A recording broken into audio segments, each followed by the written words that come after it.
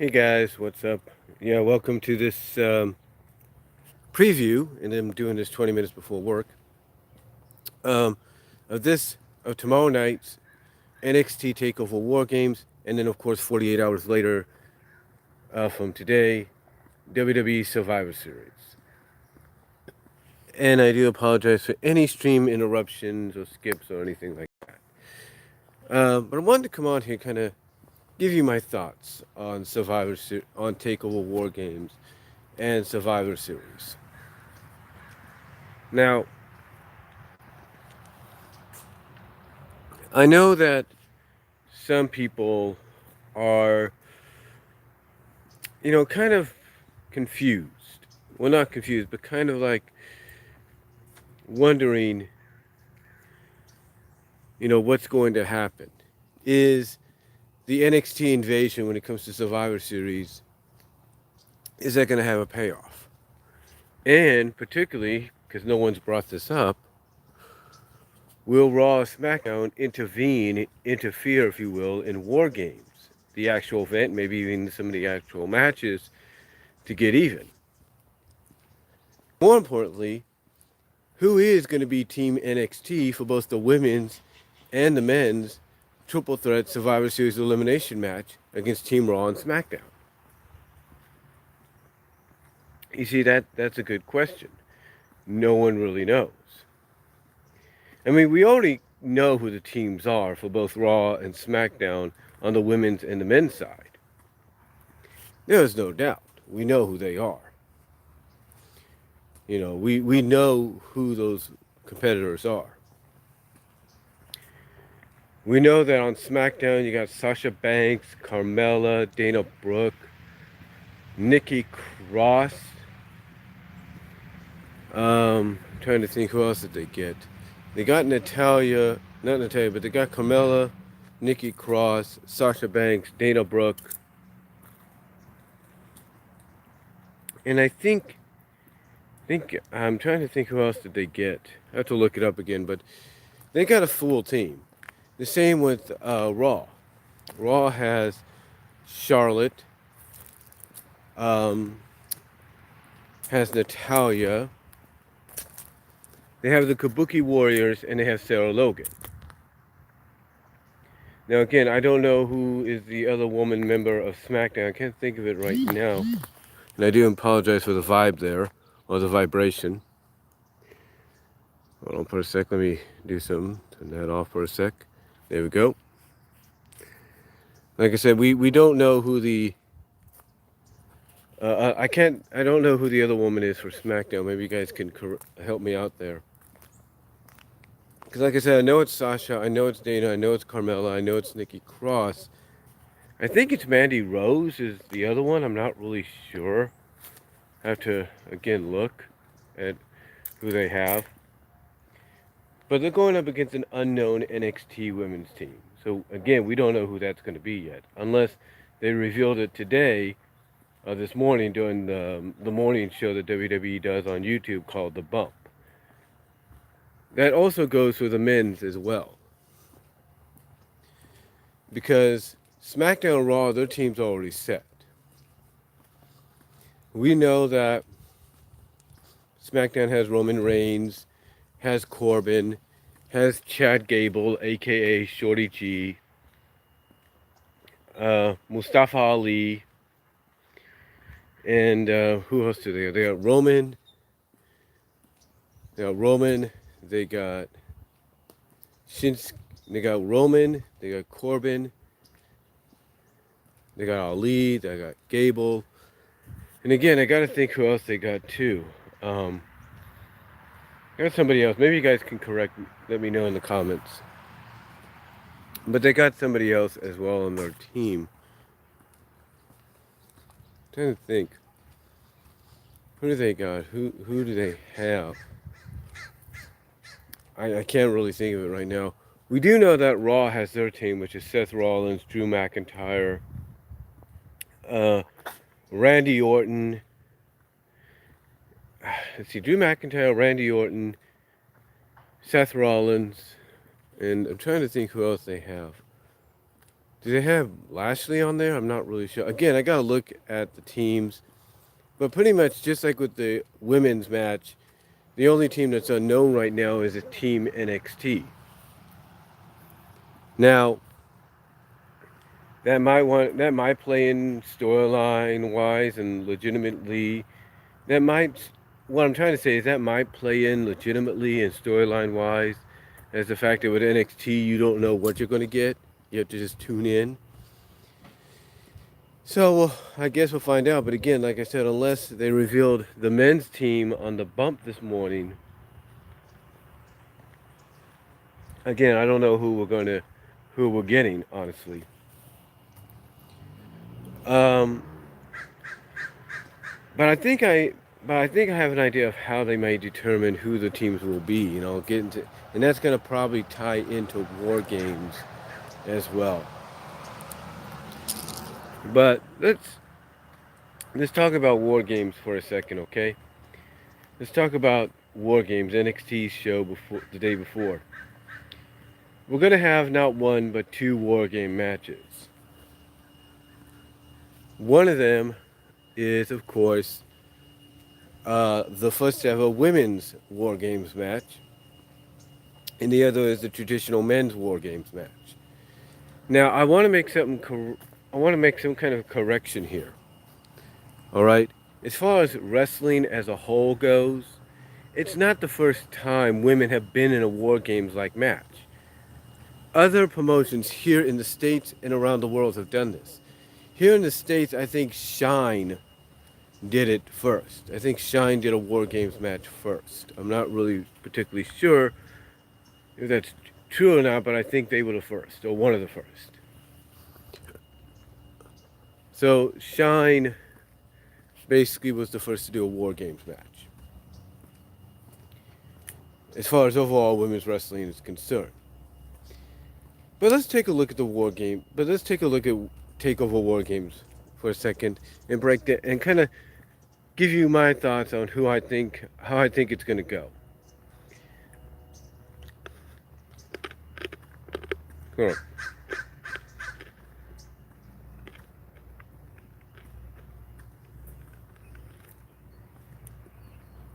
Just chewing on a cough drop there. But here's how I think it's going to go. First of all, how are you going to structure having two WarGames matches? Well, I think Alex of Deluxe Man's Wrestling Reviews, and soon to rename it to just Alex.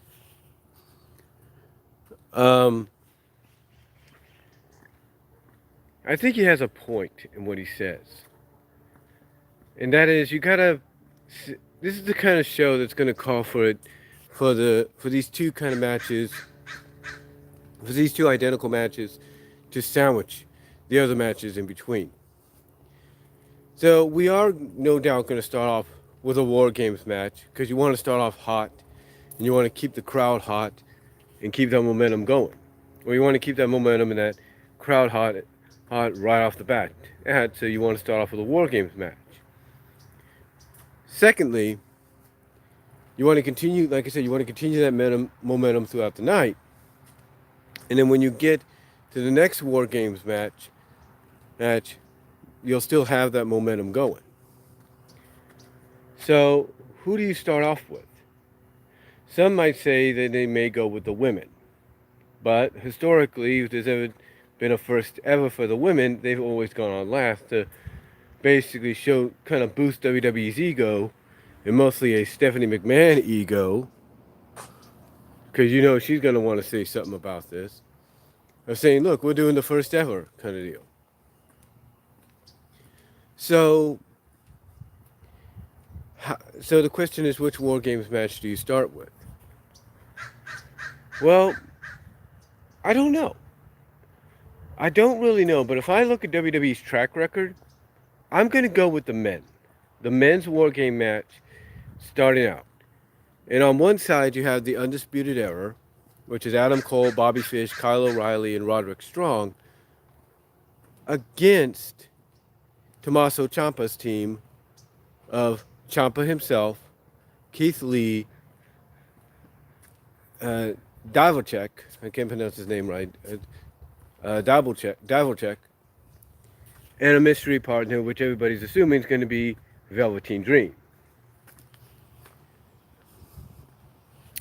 So the question is, who walks out victorious?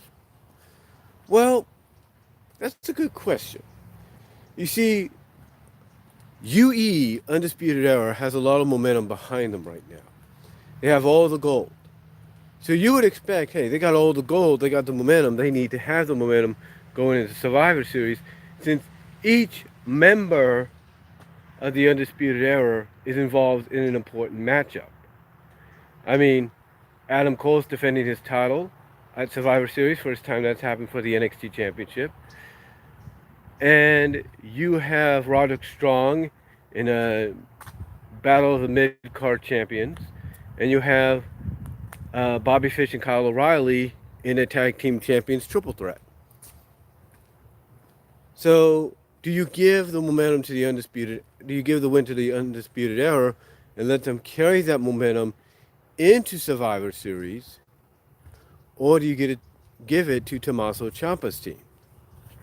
See, that's the question. Now, some have said the unknown factor of who the fourth member would be of Ciampa's team would play into them probably winning. But we don't know that yet. We don't really know. So, if I was to make a guess, as to who I think they may go with, it's kind of a toss-up, but I think, honestly, they're going to go with Ciampa's team. I have to agree with that. Because one, you have that unknown factor of who the fourth man's going to be until he shows up. And the fact that, yes, even though the Undisputed Era... Hold on for a second.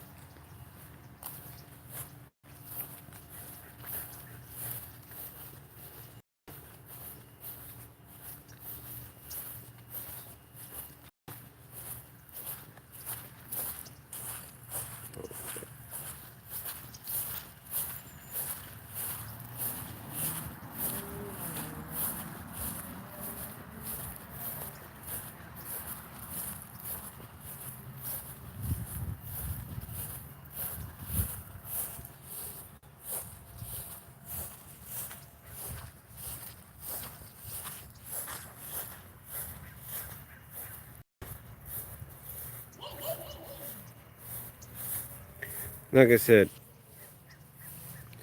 again, I think Ciampa's team's going to win because, you got to play in the factor of the unknown of who the fourth man on his team's going to be, and also the fact that the Undisputed Era, I think, is going to basically have a big night at Survivor Series, or at least have a memorable night at Survivor Series, to where even if they lose WarGames, I don't think it's going to hurt them. I really don't. And I think also this is going to be one of the matches that if you're playing if you're going to play up the invasion angle even into WarGames, this is going to be one of the matches that you could definitely see some Raw and SmackDown talent showing up in and costing the Undisputed Era the match. Like, you could see AJ Styles showing up to distract Roderick Strong. You could see the Viking Raiders, or you could see the New Day showing up. So, there's that possibility. So I have to say that because of the unpredictability of the unknown factor as well, I have to go with with Team Ciampa.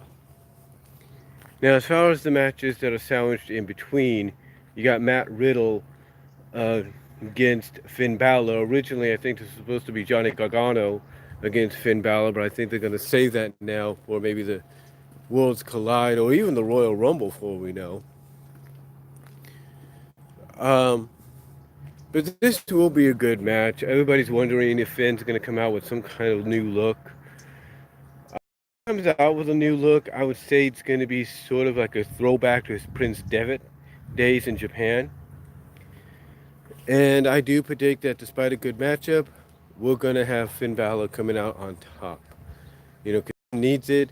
If they give it to Matt Riddle, then that shows maybe that shows maybe they want to push Matt now. But also from a story perspective, because I was thinking about this last night.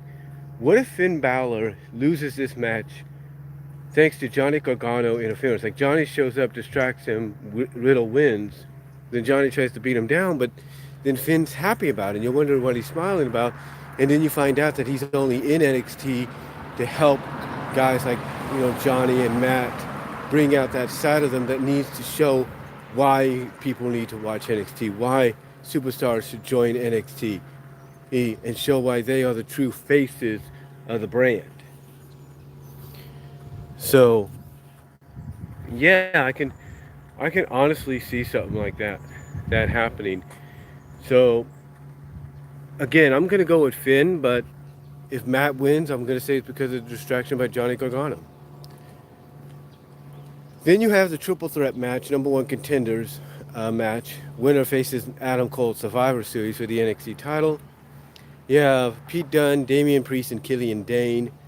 This is going to be a brawl. There's no doubt. This is going to be a flat-out brawl.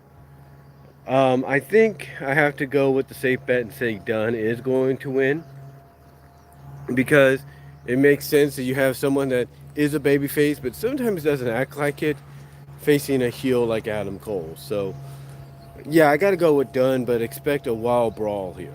Expect a straight-out brawl.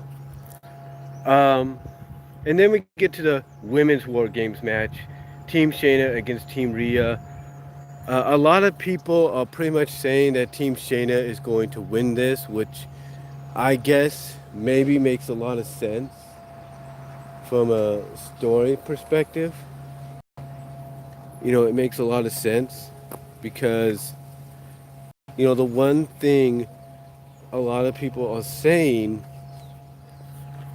a lot of people are looking at is, why did Rhea go with Mia Yim? Why did Mia Yim come to the aid of Rhea Ripley and her team when she had no business in this? What was the deal? And a lot of people are predicting Mia Yim to betray Team Rhea. Some might say that doesn't make sense since she went through a hell of a match with Io Shirai, the ladder match, and that's true. But think about it. We've seen stories in the past. Heck, you go back, believe it or not, to TNA when they revealed that Bubba was the leader of Aces and Eights. What did Bubba do? In a well-played vignette that went over for weeks in multiple parts, he showed that that everything that happened, even the beatings he took, were all part of a plan. So who's to say that NXT is not doing something similar with Mia? Like, Shayna's telling her, hey, you help me out, you make it, you're on her team, you volunteer to face EO, you take a beating in the match, and then in the end, at WarGames, you betray her. You show who your true allegiance lie with. So who's to say that that's not going to happen? Who's to say that won't happen? So we'll have to wait and see. Now, even if that doesn't happen, people are saying, well, what if we get a Dakota Kai heel turn? That could happen too. I'm not ruling that out. But I don't think Dakota's going to turn. I really don't. I think, honestly, what's going to happen is you're going to either have Mia turn on them, and then Dakota's going to show up, get in the ring, and take Mia out, and you're going to start a feud with them, which ought to be good.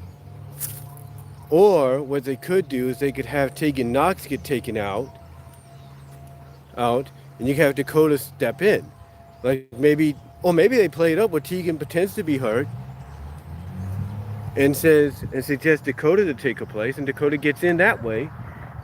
And then maybe when it's revealed, I know it sounds a little convoluted, but when Mia gets ready to show her true colors, Dakota stops her, and then you have Tegan come out, walking like nothing's happened, and basically pointing to Rhea that she's fine, and this is why she wanted Dakota to take her place, because Dakota saw something. Dakota knew something was up. So they could do that too. They could do that too. So as far as the team that's going to win, I'm gonna go against the grain. I'm gonna say Team Rhea. I mean, Shayna's established, but I think Rhea needs this more than anything. So I think Rhea Ripley's team's gonna win. And on top of that, I think what's going to happen is the winning teams of the War Games matches are going to be the teams that compete, along with one more member, are going to be the teams that compete at Survivor Series as Team NXT. So Rhea's team wins. So I would see Rhea, Dakota Kai, Tegan Knox, Candice LeRae, and maybe I would say Bianca Belair, just throwing it out there, representing Team NXT, because Rhea won the Survivor, won the Rhea's team won War Games, and then I could see Ciampa's team winning, and then along with himself, Keith Lee, Divochek, and Velveteen Dream, I could see maybe the addition of Riddle being thrown in there, even if he loses to Finn Balor. So I could see Ciampa's team winning and becoming Team NXT. Again, unless they made the announcement of the teams this morning, I could see that happening. And I got to get into work in a minute. So now let's quickly talk about Survivor Series real quickly. Let's run down the 2 championship matches right off the bat. Brock Lesnar, Rey Mysterio, no holds barred, no disqualification. I expect a fight here. I expect Rey to give Brock a run for his money, but as traditional, I see Brock beating Rey just like he did with AJ and Daniel the past couple of years. So I see Brock Lesnar walking out still the WWE champion.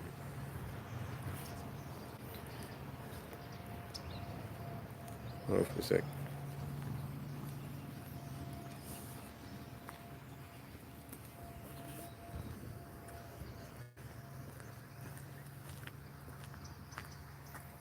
Like I say, I could see Brock walking out still the WWE champion.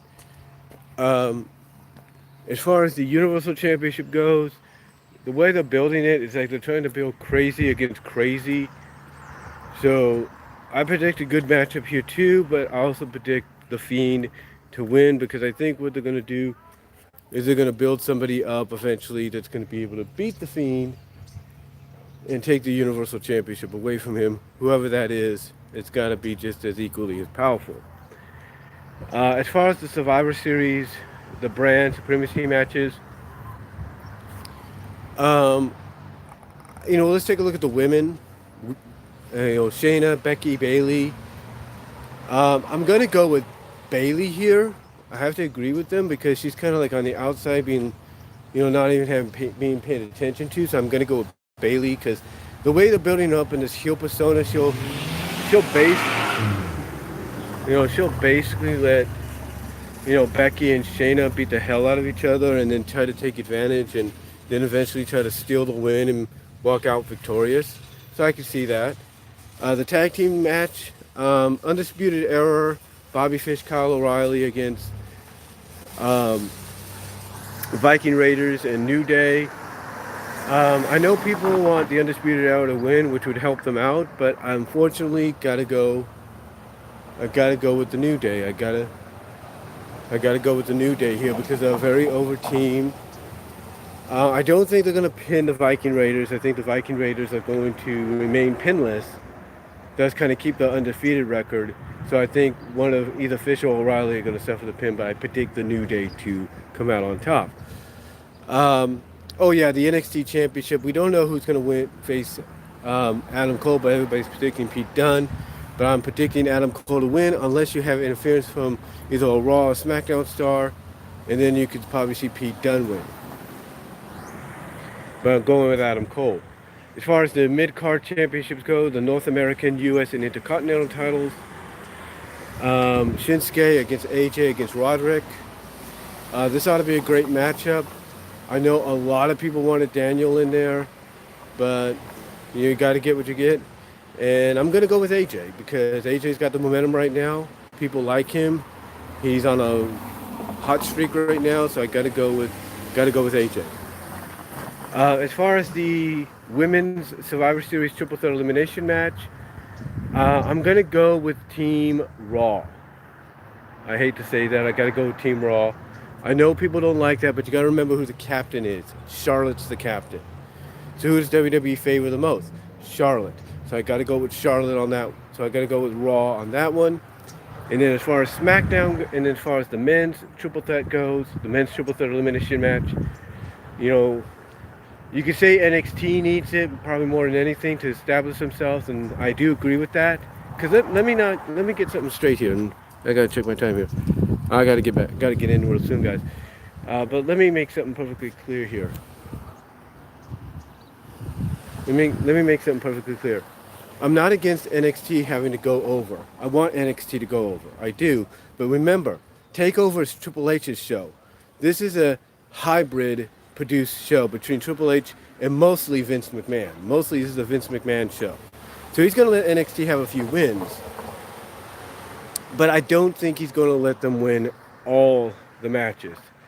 I really don't. I mean, look, New Day, I predicted them to win a tag match, but he might give that to the Undisputed Era. You know, the women's I think it's going to be Bayley, period.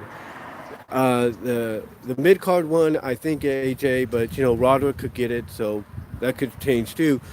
But despite what happens, when it comes to the important matches, that's where things are going to change up. And he might even give him the women's elimination triple threat, but still, when it comes to the men's one, you got Team Raw and Team SmackDown against Team NXT. Again, I know people want NXT to win, but I think in the end, it's going to be Team SmackDown, because SmackDown's on Fox. That's going to walk out with the victorious with the win, because guess who's capturing Team SmackDown? Roman Reigns. And just like Charlotte, Roman Reigns is looked at as a Vince McMahon person. Not even though they came from NXT, even though he came from NXT like Charlotte, they are now Vince McMahon individuals. So, yeah, so Team SmackDown I think is going to win the men's elimination. So yeah, despite people wanting NXT to win those matches, I hate to break it to you, you got to remember who the captains of certain teams are and who favors those individuals.